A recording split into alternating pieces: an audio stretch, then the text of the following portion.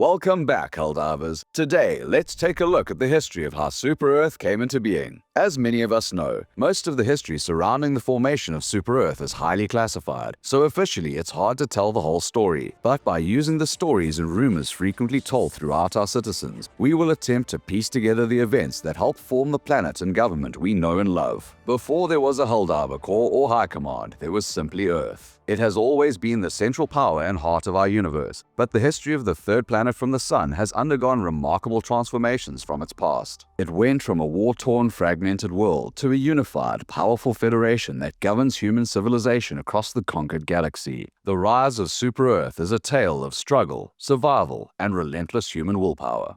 Prior to its unification, Earth was a planet deeply divided by national borders, political ideologies, and constant wars. The conflicts of the 20th and 21st centuries culminated in what would later be called the Last Great War, a devastating and catastrophic global conflict that left much of Earth in ruins. The specific details of events regarding the Last Great War are relatively unknown, but according to knowledge passed down from generation to generation, it ended during the 2030s. These stories and tales unanimously state that weapons of mass destruction were eventually used indiscriminately in the Northern Hemisphere. Arguably, this can be considered a fact due to the wasteland zones visible via the map of Super-Earth currently available. What started the war is completely unknown, but the most likely scenario is that superpowers of the past, the United States, the British Isles, Russia, and China, entered into escalating conflicts centered around competing ideologies, economic struggles, and territorial disputes. These issues led to overall contempt between the nations.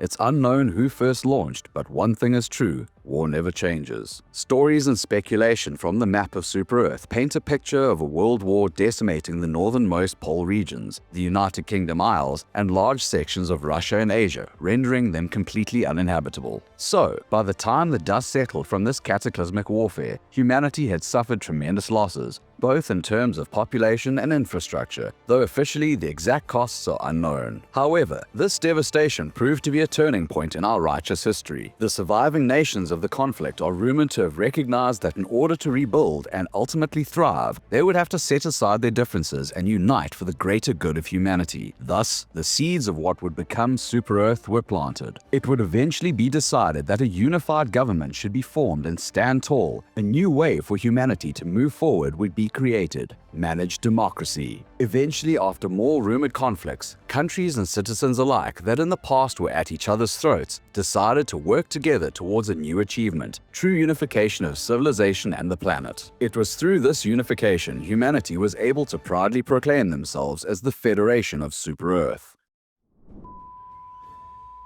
Are you ready to dive into the chaotic and action-packed world of Helldivers 2? We've got the perfect spot for you. Join our Discord server. Our community is full of passionate gamers just like you. Whether you're looking for squad mates, tips, strategies, player factions, or just want to chat about the lore of Helldivers 2, we've got you covered. Don't miss out on the action. Join the Super-Earth Salute Discord community today. Come and share your passion for Helldivers 2. You can find the link in the description below. The galaxy needs your help, soldier. Let's dive in together.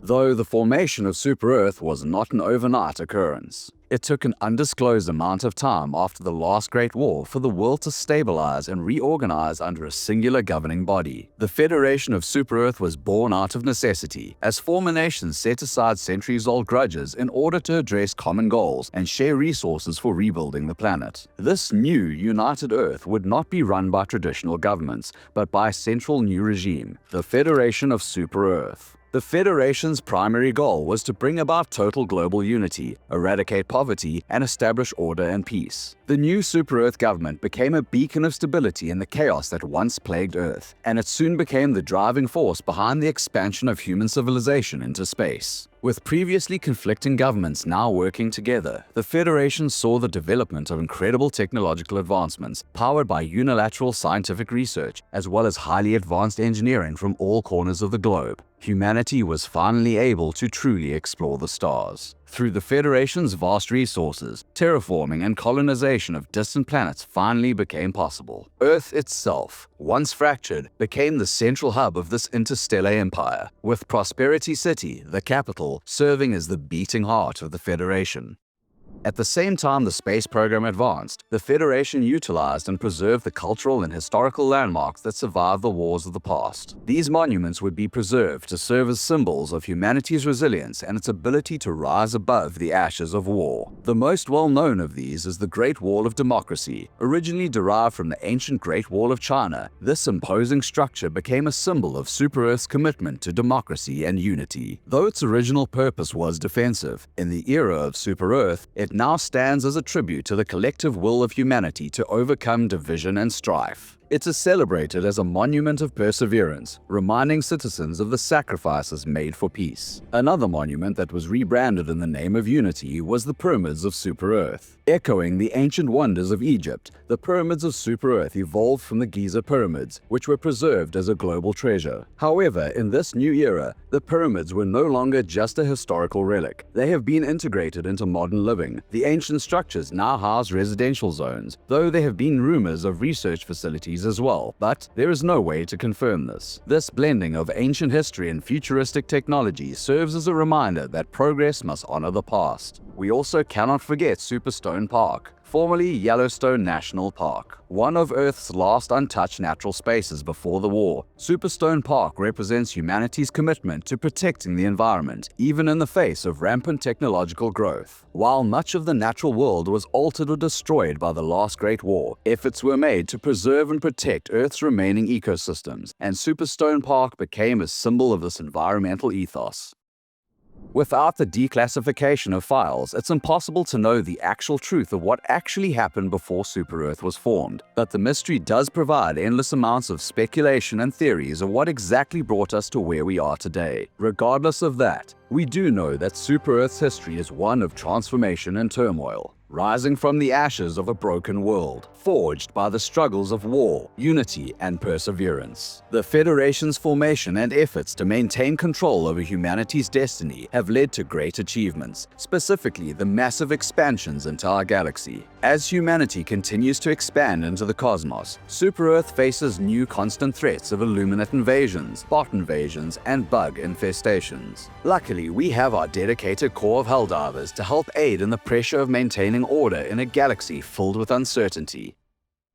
What do you think actually happened in the last Great War? Why does Super-Earth keep this information secret? Which country do you think was first to launch nuclear bombs, and why? Who do you think first initiated the unification of Earth? Be sure to share your thoughts and opinions in the comments section, and always remember, treasonous views or controversial ideas will be immediately reported to High Command, and we all know what happens to those people. On behalf of the Ministry of Truth and High Command, this is the SES, signing off.